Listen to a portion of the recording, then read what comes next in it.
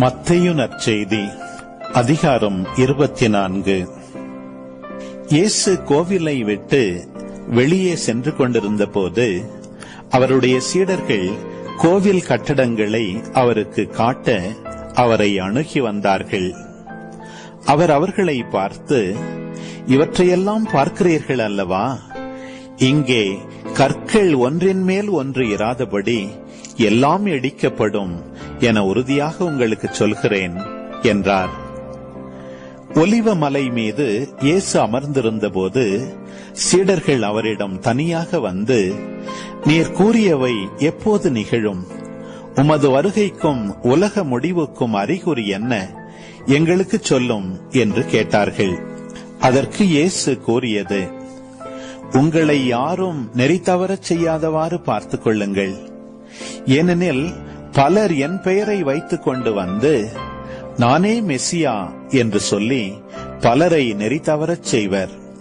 போர் முழக்கங்களையும் போர்களை பற்றிய செய்திகளையும் கேட்கப் போகிறீர்கள். ஆனால் திடுக்கிடாதவாறு பார்த்துக் கொள்ளுங்கள். இவை நிகழத்தான் வேண்டும், ஆனால் இவையே முடிவாகா. நாட்டை எதிர்த்து நாடும், அரசை எதிர்த்து அரசும் எழும். பல இடங்களில் பஞ்சமும் நிலநடுக்கங்களும் ஏற்படும். இவை அனைத்தும் பேறுகால வேதனைகளின் தொடக்கமே. பின்பு உங்களை துன்புறுத்தி கொல்வதற்கென ஒப்புவிப்பர். என் பெயரின் பொருட்டு எல்லா மக்கள் இனத்தவரும் உங்களை வெறுப்பர். அப்பொழுது பலர் நம்பிக்கையை இழந்து விடுவர். ஒருவரை ஒருவர் காட்டிக் கொடுப்பர், ஒருவரை ஒருவர் வெறுப்பர். பல போலி இறைவாக்கினர் தோன்றி பலரை நெறி தவறி அலையச் செய்வர். நெறிகேடு பெருகுவதால் பலருடைய அன்பு தணிந்து போகும். ஆனால் இறுதி வரை மன உறுதியுடன் இருப்பவரே மீட்பு பெறுவர். உலகமெங்கும் உள்ள எல்லா மக்களினத்தாரும் ஏற்றுக்கொள்ளுமாறு விண்ணரசை பற்றிய என் நற்செய்தி உலகமெங்கும் அறிவிக்கப்படும். அதன் பின்பு முடிவு வரும். இறைவாக்கினர் தானியேல் உரைத்த நடுங்க வைக்கும் தீட்டு திருவிடத்தில் நிற்பதை நீங்கள் காண்பீர்கள். அப்பொழுது இதை படிப்பவர் புரிந்து கொள்ளட்டும். யூதேயாவில் உள்ளவர்கள் மலைகளுக்கு தப்பி ஓடட்டும். வீட்டின் மேல் தளத்தில் இருப்பவர் கீழே இறங்கி தம் வீட்டிலிருந்து எதையும் எடுக்காது ஓடட்டும். வயலில் இருப்பவர் தம் மேலுடையை எடுக்க திரும்பி வர வேண்டாம். அந்நாள்களில் கருவுற்றிருப்போர், பாலூட்டுவோர் ஆகியோரின் நிலைமை அந்தோ பரிதாபம். குளிர்காலத்திலோ ஓய்வு நாளிலோ நீங்கள் ஓட வேண்டிய நிலை ஏற்படாதிருக்க இறைவனிடம் வேண்டுங்கள். ஏனெனில் அப்போது பெரும் வேதனை உண்டாகும். உலக தோற்றம் முதல் இந்நாள் வரை இத்தகைய துன்பம் உண்டானதில்லை, இனிமேலும் உண்டாகப் போவதில்லை. அந்நாள்கள் குறைக்கப்படாவிட்டால் எவரும் தப்பி பிழைக்க முடியாது. எனவே தாம் தேர்ந்து கொண்டவர்களின் பொருட்டு கடவுள் அந்நாள்களை குறைப்பார். அப்பொழுது யாராவது உங்களிடம், இதோ மெசியா இங்கே இருக்கிறார், அதோ அங்கே இருக்கிறார் என சொன்னால் நீங்கள் நம்ப வேண்டாம். ஏனெனில் போலி மெசியாக்களும் போலி இறைவாக்கினர்களும் தோன்றி முடியுமானால் தேர்ந்து கொள்ளப்பட்டவர்களையே நெறி தவறச் செய்ய பெரும் அடையாளங்களையும் அருஞ்செயல்களையும் செய்வார்கள். இதை முன்னதாகவே நான் உங்களுக்கு சொல்லிவிட்டேன். ஆகையால் எவராவது உங்களிடம் வந்து, அதோ பாலைவனத்தில் இருக்கிறார் என்றால் அங்கே போகாதீர்கள். இதோ உள்ளறையில் இருக்கிறார் என்றால் நம்பாதீர்கள்.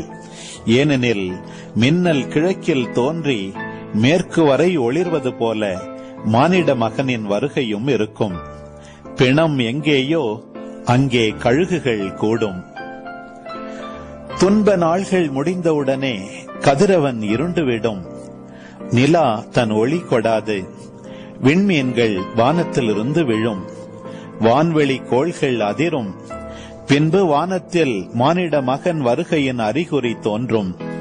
அப்போது மிகுந்த வல்லமையோடும் மாட்சியோடும் மானிட மகன் வானத்தின் மேகங்களின் மீது வருவார். இதை காணும் மண்ணுலகில் உள்ள எல்லா குலத்தவரும் மாரடித்து புலம்புவர். அவர் தம் தூதரை பெரிய எக்காலத்துடன் அனுப்புவார். அவர்கள் உலகின் ஒரு கோடியிலிருந்து மறு கோடி வரை 4 திசைகளிலிருந்தும் தேர்ந்து கொள்ளப்பட்டவர்களை கூட்டி சேர்ப்பார்கள். அத்திமரத்திலிருந்து ஓர் உண்மையை கற்றுக்கொள்ளுங்கள். அதன் கிளைகள் தளிர்த்து இலைகள் தோன்றும் போது கோடைக்காலம் நெருங்கி வந்துவிட்டது என நீங்கள் அறிந்து கொள்கிறீர்கள். அவ்வாறே இவற்றையெல்லாம் நீங்கள் காணும்போது மானிட மகன் கதவை நெருங்கி வந்துவிட்டார் என்பதை அறிந்து கொள்ளுங்கள். இவை அனைத்தும் நிகழும் வரை இத்தலைமுறை ஒழிந்து போகாது என உறுதியாக உங்களுக்கு சொல்கிறேன். விண்ணும் மண்ணும் ஒழிந்து போகும், ஆனால் என் வார்த்தைகள் ஒழியவே மாட்டா. அந்த நாளையும் வேளையையும் பற்றி தந்தை ஒருவருக்கு தவிர வேறு எவருக்கும் தெரியாது. விண்ணக தூதருக்கோ மகனுக்கோ கூட தெரியாது. நோவாவின் காலத்தில் இருந்தது போலவே மானிட மகன் வருகையின் போதும் இருக்கும். வெள்ளப்பெருக்குக்கு முந்தைய காலத்தில் நோவா பேழைக்குள் சென்ற நாள் வரை எல்லாரும் திருமணம் செய்து கொண்டும் உண்டும் குடித்தும் வந்தார்கள். வெள்ளப்பெருக்கு வந்து அனைவரையும் அடித்துச் செல்லும் வரை அவர்கள் எதையும் அறியாதிருந்தார்கள். அப்படியே மானிட மகன் வருகையின் போதும் இருக்கும். இருவர் வயலில் இருப்பர், ஒருவர் எடுத்துக் கொள்ளப்படுவார், மற்றவர் விட்டுவிடப்படுவார். இருவர் திரிகையில் மாவரைத்துக் கொண்டிருப்பர், ஒருவர் எடுத்துக் கொள்ளப்படுவார், மற்றவர் விட்டுவிடப்படுவார். விழிப்பாயிருங்கள், ஏனெனில் உங்கள் ஆண்டவர் எந்த நாளில் வருவார் என உங்களுக்கு தெரியாது. இரவில் எந்த காவல் வேளையில் திருடன் வருவான் என்று வீட்டு உரிமையாளருக்கு தெரிந்திருந்தால் அவர் விழித்திருந்து தம் வீட்டில் கன்னமிட விடமாட்டார் என்பதை அறிவீர்கள். எனவே நீங்களும் ஆயத்தமாயிருங்கள், ஏனெனில் நீங்கள் நினையாத நேரத்தில் மானிட மகன் வருவார். தம் வீட்டு வேலையாள்களுக்கு வேளாவேளை உணவு பரிமாற தலைவர் அமர்த்திய நம்பிக்கைக்கு உரியவரும் அறிவாளியுமான பணியாளர் யார்? தலைவர் வந்து பார்க்கும்போது தம் பணியை செய்து கொண்டிருப்பவரே அப்பணியாளர். அவர் பேறு பெற்றவர். அவரை தம் உடைமைகளுக்கெல்லாம் அதிகாரியாக அவர் அமர்த்துவார் என உறுதியாக உங்களுக்கு சொல்கிறேன். அப்பணியாள் பொல்லாதவனாயிருந்தால் தன் தலைவர் வர காலம் தாழ்த்துவார் என தன் உள்ளத்தில் சொல்லிக் கொண்டு தன் உடன் பணியாளரை அடிக்கவும் குடிகாரருடன் உண்ணவும் குடிக்கவும் தொடங்குவான். அப்பணியாள் எதிர்பாராத நாளில் அறியாத நேரத்தில் அவனுடைய தலைவர் வருவார்.